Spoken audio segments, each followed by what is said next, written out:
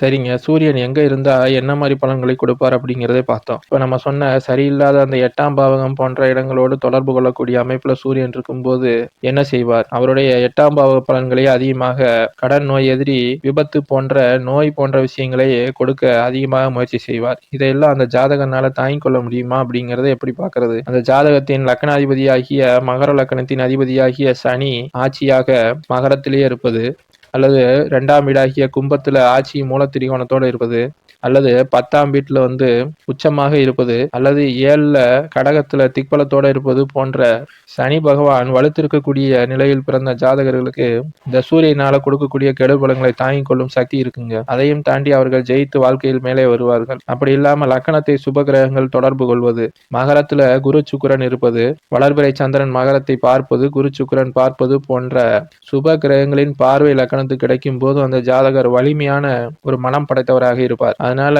இந்த சூரியன் தரக்கூடிய கெடுபலன்களை தாங்கிக் கொள்ள முடியுங்க.